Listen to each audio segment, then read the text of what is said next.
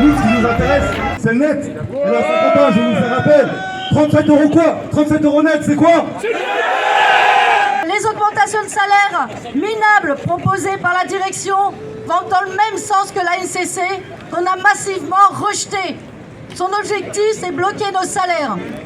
Aujourd'hui, nous sommes plusieurs sites de Safran rassemblés et c'est bien. C'est en nous unissant qu'on pourra les faire reculer. Mais le problème des salaires, c'est national. Dans l'automobile, la grande distribution, chez les cheminots, dans le secteur hospitalier, dans l'agroalimentaire, dans le bâtiment et j'en passe.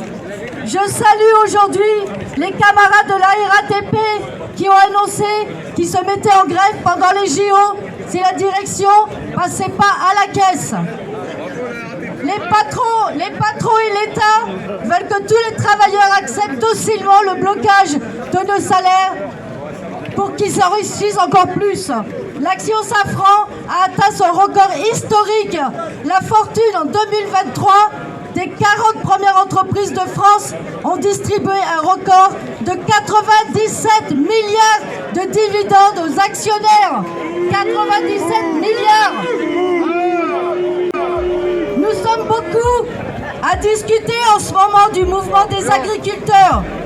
Bien sûr, chez eux, il y a d'un côté les riches patrons des grandes entreprises agricoles, mais il y a aussi ceux qui vivent comme le PDG de Safran en fait. Et de l'autre côté, il y a les petits paysans qui vivent comme nous. Et ceux-là sont étranglés par les patrons de la grande distribution, les Carrefour et les Auchan, ceux de l'industrie agroalimentaire, les Lactalis et compagnie, ceux de l'agrochimie pour les engrais et ceux du pétrole et de l'électricité dont ils ont besoin. Le fruit de leur travail est confisqué par une minorité de parasites qui ne font rien de leurs 10 doigts, comme chez nous d'ailleurs. Ils sont face aux mêmes ennemis que nous, la classe capitaliste. Et nous, les travailleurs, nous avons justement la force de faire reculer, car c'est nous qui faisons tout tourner dans les entreprises. Alors les paysans, nous pourrions les mettre de notre côté si nous nous battons. Toute cette société va vers le recul. Aujourd'hui, c'est une journée de grève dans l'éducation nationale et je salue les camarades de ce secteur.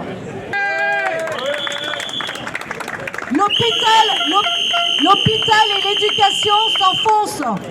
Pourquoi?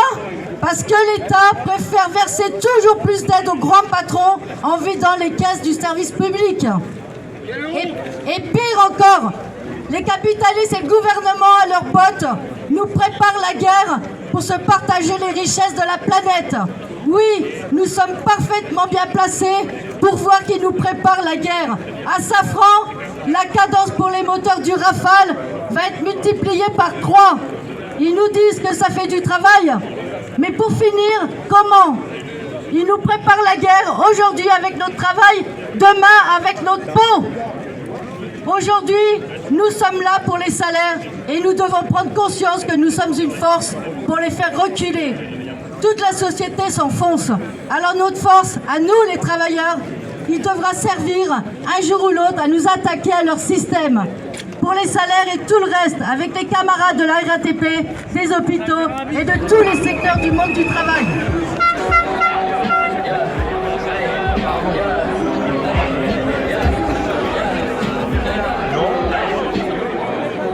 Aujourd'hui, l'entreprise en sort mieux après la crise et il nous propose moins.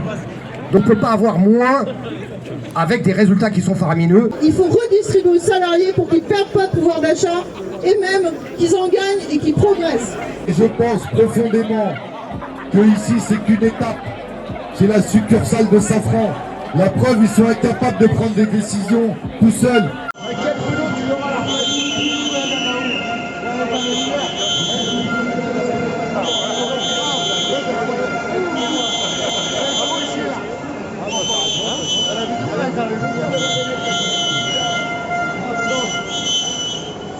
C'est le talon, c'est toujours le talon, la plupart ce qu'on a. Et le talon à 50 balles, bien sûr, qui se fout de notre gueule. Alors après, répartition, machin, réinvestissement, mise en sang les patrons à racheter les actions pour les détruire. Voilà ce qu'ils font de notre travail. Alors, faut voir dans quel monde on vit. Hein, après, alors reconnaissance du monde du travail, mais évidemment que non. Évidemment que c'est pas l'intelligence qui est au pouvoir dans cette entreprise. C'est le pognon. C'est que ça. Et ils détruiront tout pour pouvoir donner plus aux actionnaires. Et c'est ce qu'ils font tous les jours. Alors il faut qu'on arrête d'être naïf. Il faut qu'on arrête d'être naïf et qu'on se batte pour notre gagne-pain. Parce que c'est le pognon. Et tous les collègues là qui me disent, les jeunes, ils disent mais je comprends pas, je vois pas où elle est la stratégie. Ils n'arrivent pas à embaucher. Mais il n'y a pas de stratégie. Ils rapporteront toujours plus aux actionnaires. Avec l'argument que sinon ils se cassent. Mais la richesse, c'est nous qui la faisons. Alors moi, je sais que c'est pas possible, mais j'aurais bien envie de dire, mais qui se cassent ces actionnaires vu que c'est nous qui créons la richesse? Avant, il n'y en avait pas d'actionnaires dans cette boîte. Hein? Alors voilà. En tout cas, nous, on n'a rien à hésiter, on a à se battre pour notre gagne-pain et avoir aucun complexe. Parce que tout le système, c'est toujours plus pour nous complexer, toujours tous. Alors le coup du Covid, fallait qu'on accepte, mais n'importe quoi. On le sait très bien qu'à chaque fois que les ouvriers, ils acceptent des reculs, c'est encore d'autres reculs qui arrivent après.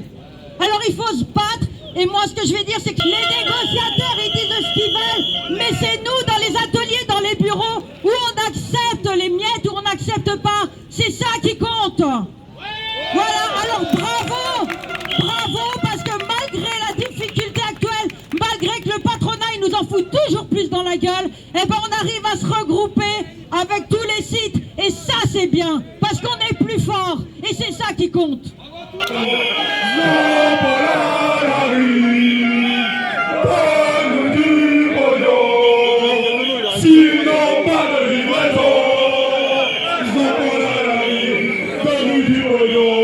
On veut tous rentrer chez nous.